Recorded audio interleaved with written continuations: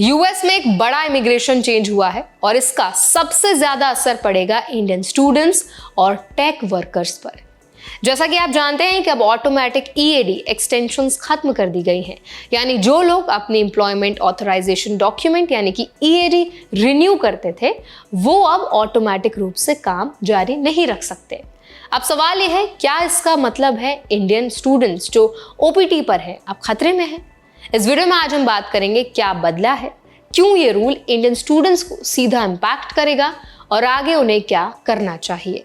तो चलिए फिर जल्दी से वीडियो को शुरू कर देते हैं। हाय, मेरा नाम है वर्षा दुबे और आप मुझे देख रहे हैं एनबीटी टेक एड पर। सबसे पहले समझते हैं कि हुआ क्या है।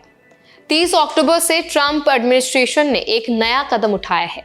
अब ऑटोमेटिक एक्सटेंशन का बेनिफिट खत्म कर दिया गया है। पहले ऐसा होता था कि अगर किसी का ईएडी रिन्यूअल चल रहा है तो वो तब तक लीगली काम कर सकता था जब तक नया कार्ड अप्रूव नहीं हो जाता था। लेकिन अब ऐसा नहीं होगा।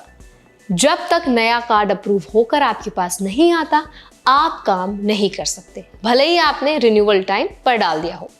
ये चेंज 3 तरह के लोगों को सबसे ज्यादा इंपैक्ट करेगा। पहला, F1 OPT students, H4 dependents जो ज्यादातर H1B वर्कर्स के स्पाउस होते हैं, और असाइलम सीकर्स।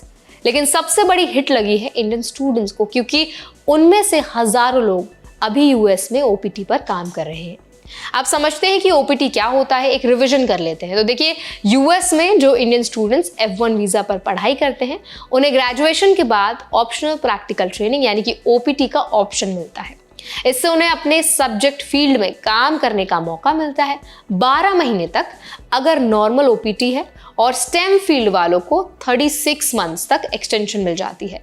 यानी प्रोग्राम स्टूडेंट्स के लिए एक ब्रिज होता है F1 से H1B वीजा तक का रास्ता।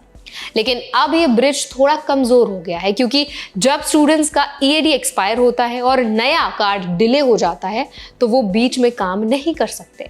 इस डिले का मतलब है इनकम रुक जाना, जॉब खो देना या फिर वीजा स्टेटस वायलेट हो जाना। अब अगर हम नंबर्स की बात करें तो 2023-24 के डेटा के मुताबिक करीब 4.2 लाख इंडियन स्टूडेंट्स यूएस में F1 M1 वीजा पर एनरोल्ड हैं और उनमें से लगभग 98,000 ओपीटी पर हैं। यानी ये रूल डायरेक्ट तौर पर हजारों लोगों को अफेक्ट करेगा। इनमें से ज्यादातर स्टूडेंट्स टेक, इंजीनियरिंग, रिसर्च या फाइनेंस जैसे सेक्टर्स में काम करते हैं। उनके लिए चेंज काफी बड़ा झटका है, क्योंकि अब हर रिन्यूअल डिले उनके करियर को रोक सकता है।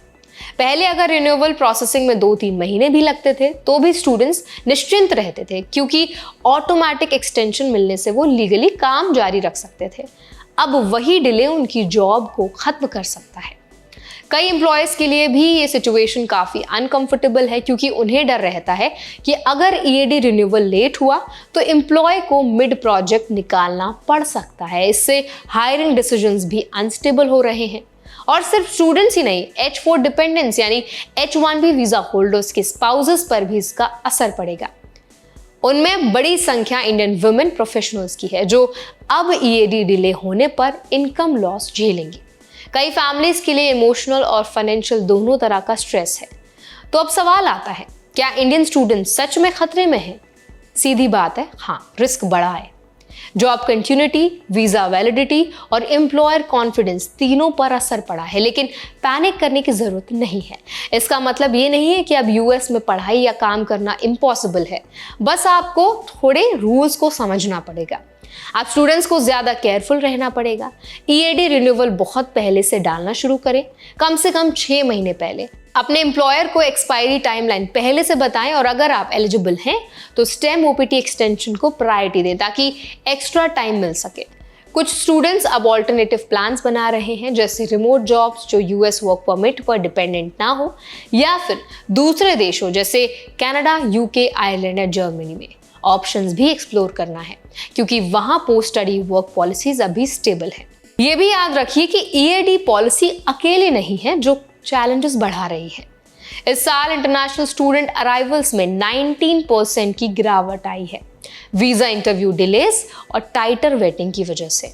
ऊपर से कुछ लॉ मेकर्स ओपीटी प्रोग्राम को लेकर नए रेस्ट्रिक्शंस की बात कर रहे हैं।